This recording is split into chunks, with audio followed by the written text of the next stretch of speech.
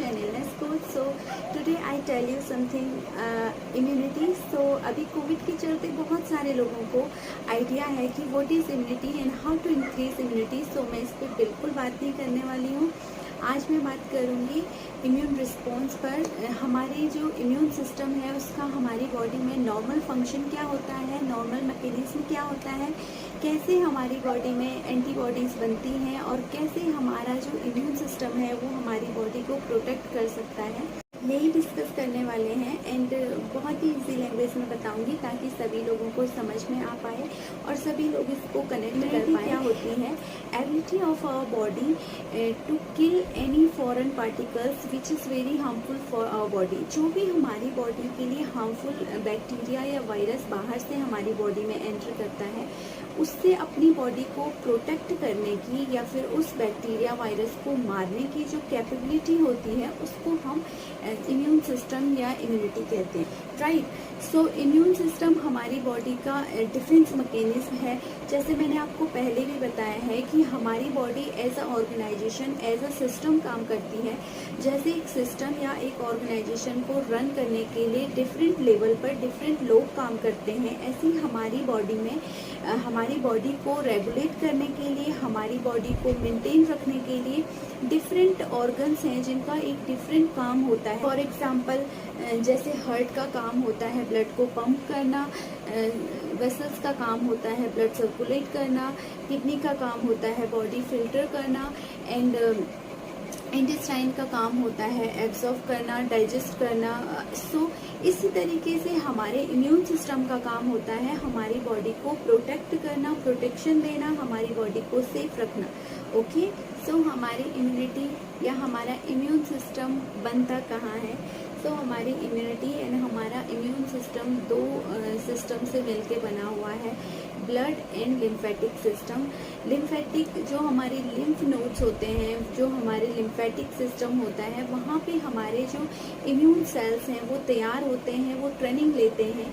And जो हमारा blood है उसमें जो ब्लड के कंपोनेंट होते हैं, 4 कंपोनेंट या टाइप कह सकते हैं आप, red blood cell, white blood cell, plasma and platelets. इसमें से जो वाइट ब्लड सेल होता है यानी WBC वो हमारा इम्यून सिस्टम होता है, जिसके अंडर डिफरेंट सेल्स होती हैं और जिनका हमारी बॉडी में 2 टाइप की इम्यूनिटी होती है. आपने सुना होगा innate immunity and specific immunity.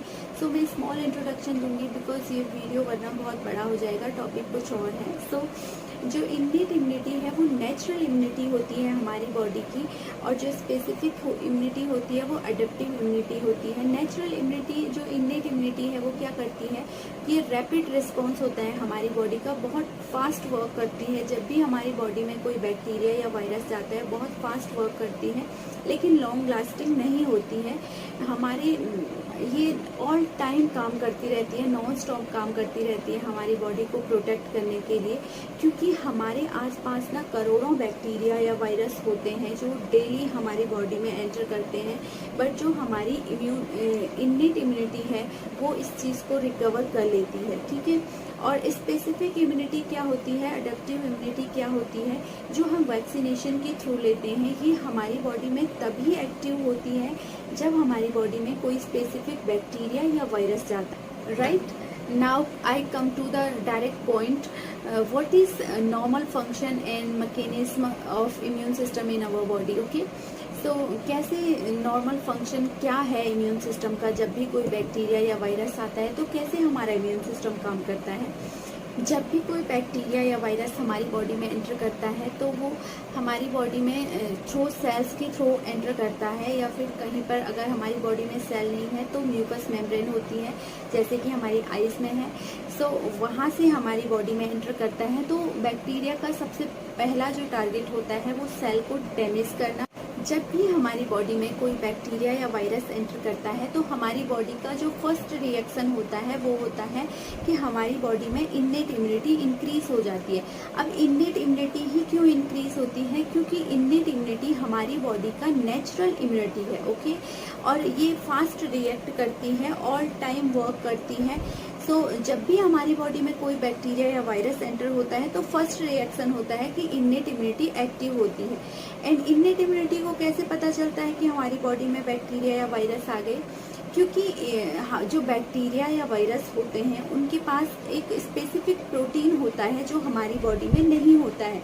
जब वो प्रोटीन हमारी बॉडी में एंटर करता है तो हमारी जो सेल्स होती हैं वो डिटेक्ट कर देती हैं कि ये हमारी बॉडी का प्रोटीन नहीं है।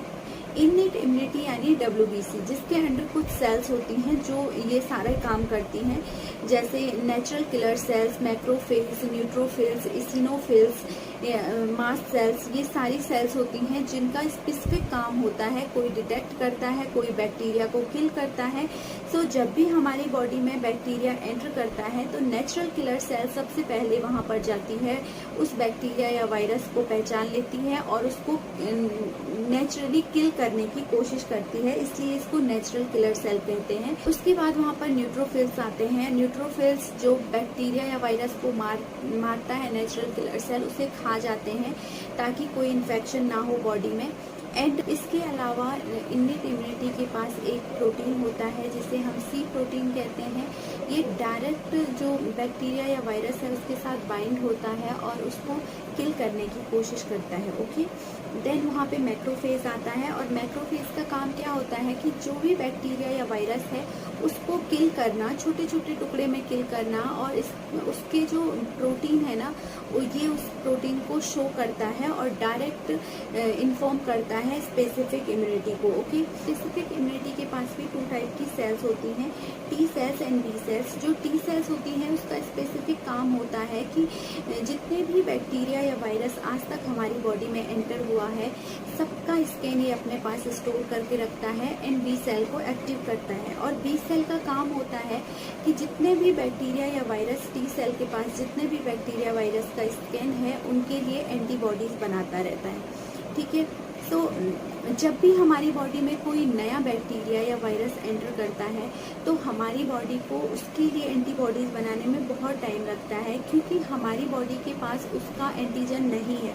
ओके, T सेल्स के पास उसका कोई स्कैन नहीं है। तो इसीलिए हम वैक्सीनेशन भी करवाते हैं बच्चों का, ताकि जो बैक्टीरिया या वायरस है उसको उसकी जो लाइव वैक्सीन होती है, कोई एक प्रोटीन उस बैक्टीरिया या वायरस का हमारी बॉडी में एंटर कर दिया जाता है और वो हमारी T सेल के पास उसका स्कैन हमेशा रहता है, ताकि और जब भी वो बैक्टीरिया या वायरस हमारी बॉडी में एंटर करेगा तो B सेल्स ऑलरेडी उसके लिए एंटीबॉडीज तैयार करके रखे हुए हैं।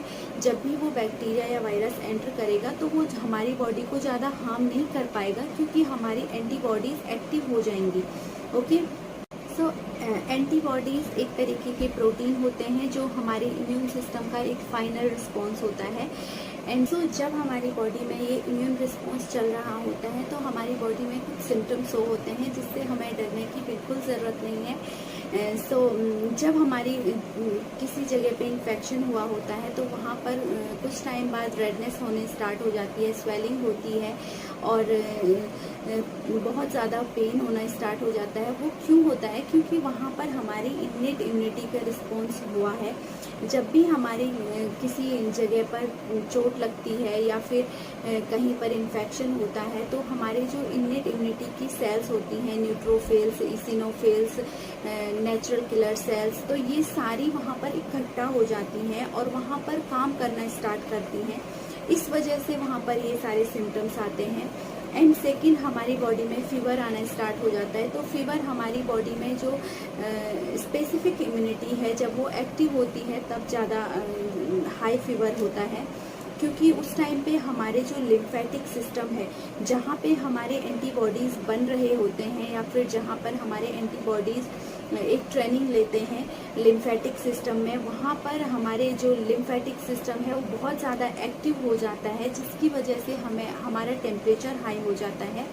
इसीलिए जब हमें फीवर होते हैं तो हम मुंह में चेक करते हैं या फिर अंडर आर्म्स में चेक करते हैं। उसका रीज़न ये होता है क्योंकि वहाँ पे हमारे लिम्फ नोड्स होते हैं और हमारे जो टॉन्सिल्स होते हैं वो भी स्वेल हो जाते हैं कभी कभी, क्योंकि वो भी हमारे लिम्फेटिक सिस्टम का एक पार्ट होता है, इसीलिए ये सब कुछ होता है।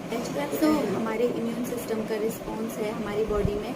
तो मैं आपको एक चीज़ क्लियर कर देती हूँ कि अभी तक मेडिकल में कोई ऐसी मेडिसिन नहीं बनी है जो हमारे इम्यून रिस्पॉन्स को एक्टिव कर सके या फिर हमारे इम्यून सिस्टम को इंक्रीज़ कर सके। ऐसी कोई भी मेडिसिन नहीं बनी है मेडिकल में। एंड सो आप सोच रहे होंगे कि जब एंटीबॉडीज़ ही हमारी बॉडी में बैक्टीरिया या वायरस को ख़त्म कर सकती है तो हमें एंटीबायोटिक्स की क्यों ज़रूरत पड़ती है। एंटीबायोटिक्स की हमें इसलिए ज़रूरत पड़ती है क्योंकि कभी कभी क्या होता है, कोई बैक्टीरिया या वायरस ऐसा होता है जिसे हमारी बॉडी नहीं जानती है या फिर उसका स्कैन हमारी बॉडी के पास नहीं है, तो हमारी बॉडी को बहुत टाइम लग जाता है एंटीबॉडी बनाने में। और सेकंड इसलिए भी होता है क्योंकि हमारी बॉडी में अगर हमारा इम्यून सिस्टम स्ट्रॉन्ग नहीं है, हमारी इम्यूनिटी डिक्रीज कर दी है हमने अपनी बॉडी में टॉक्सिन बढ़ा कर, तो हमारा इम्यून रिस्पॉन्स बहुत स्लो हो जाता है, जिसकी वजह से हमारी बॉडी में जब कोई बैक्टीरिया या वायरस जाता है तो हमारी इननेट इम्यूनिटी काम कम करती है। क्योंकि हमारी बॉडी में अगर WBC कम हो गए तो हमारे मतलब जो सेल्स हैं वो भी कम हो जाएंगी, उनका जो क्वालिटी है वो कम हो जाएगी, जिसकी वजह से क्या होता है कि हमारी बॉडी में जल्दी से इन्फेक्शन होना स्टार्ट हो जाता है, जिसको हमारी बॉडी रोक नहीं पाती है ज़्यादा। तो हमें फिर एंटीबायोटिक्स देने की ज़रूरत होती है ताकि वो एंटीबॉडी बनाने में हेल्प करे। ओके, एंड कोई भी एंटीबायोटिक्स हमारी बॉडी में जाकर डायरेक्ट बैक्टीरिया या वायरस को ख़त्म नहीं कर सकती, वो सिर्फ एंटीबॉडीज़ को बनाने में हेल्प कर सकती है या फिर एंटीबॉडी को एक्टिव करने में हेल्प कर सकती है। ओके, सो बैक्टीरिया को किल करने के लिए हमारी बॉडी में एंटीबॉडी ही काम करती है। सो एंटीबॉडी एक तरीके का प्रोटीन होता है जो उस स्पेसिफिक बैक्टीरिया या वायरस के साथ बाइंड होता है और उसे किल कर देता है। ठीक है, तो आप सोचो हमारी बॉडी का एक नेचुरल रिस्पॉन्स कैसा है। हमारी बॉडी में कोई भी बाहर से कोई ऐसी चीज़ नहीं है जो हमारी बॉडी में किसी चीज़ को ख़त्म कर सके। हमारी बॉडी की खुद की इतनी कैपेबिलिटी है कि वो किसी भी बैक्टीरिया या वायरस को ख़त्म कर सकती है। सो अगर हम अपना इम्यून सिस्टम स्ट्रॉन्ग रखेंगे तो हमें एंटीबायोटिक्स खाने की भी ज़रूरत नहीं पड़ेगी।